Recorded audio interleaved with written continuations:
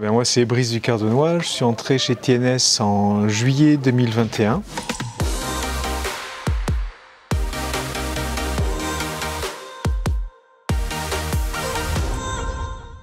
Alors actuellement, je suis dans ce que j'appelle une mission à durée indéterminée. C'est-à-dire que le client chez lequel je travaille prend des consultants pour parfois plusieurs années et j'endosse actuellement 2 casquettes. Celle de développeur logiciel embarqué en bureau d'études et celle de Scrum Master au sein de l'équipe.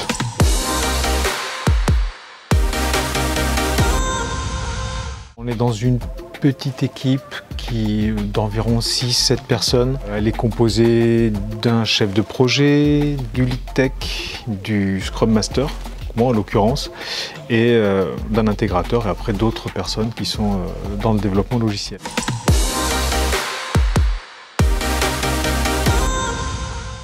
Ce que j'aime le plus dans mon métier, c'est la variabilité finalement de ce que je fais.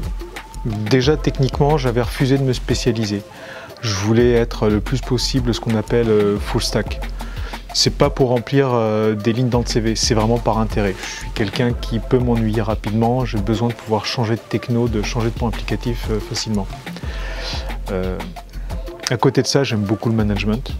Donc à travers mon poste de Scrum Master, on va dire, je remets un pied dedans.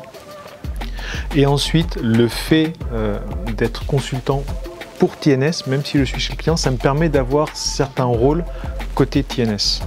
Par exemple, je suis CCM, ce que TNS appelle aussi Key People pour l'agence de Bordeaux, c'est-à-dire que parmi mon rôle, il y a le fait de maintenir du lien finalement et du support entre tous les consultants, et ça permet, ça ajoute quelque chose en fait à la variabilité des tâches que j'effectue.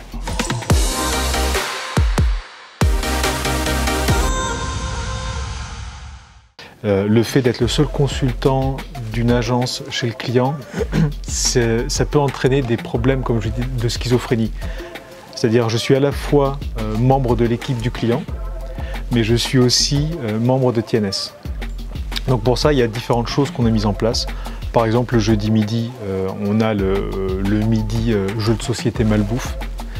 Régulièrement, on a des after-work aussi, et on essaye de faire en sorte que les consultants puissent venir au moins un jour par semaine à l'agence, lorsque c'est possible. Encore une fois, après, les contraintes qui prévalent sont celles du client. C'est un travail des deux côtés. Vraiment, il y a l'aspect management RH qui met en œuvre des choses à travers des events ou des after-work, tout ça. Et il y a aussi de notre côté des efforts à faire. Donc le jeudi midi, c'est jeu de société. Il faut qu'on fasse l'effort, nous, de venir.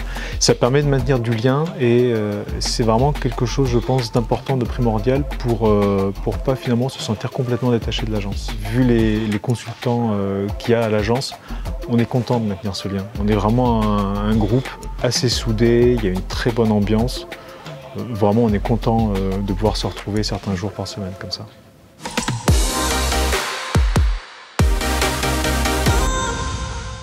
Le gros avantage à travailler chez Technology & Strategy, c'est que les managers et les RH sont à l'écoute des consultants. Moi, avant d'être embauché, j'avais posé des points.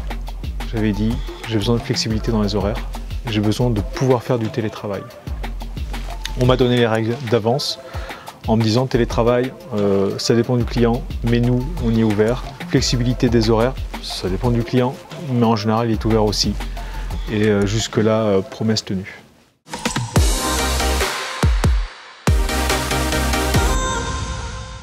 L'avantage d'une ESN, et je m'en rends compte maintenant, à plus de 30 ans, c'est que ça permet de vraiment faire un bond sur ses compétences techniques. On varie. On prend en maturité aussi parce qu'on peut changer plus vite d'équipe, plus vite d'environnement, donc on apprend à s'adapter. Ça apporte vraiment un plus.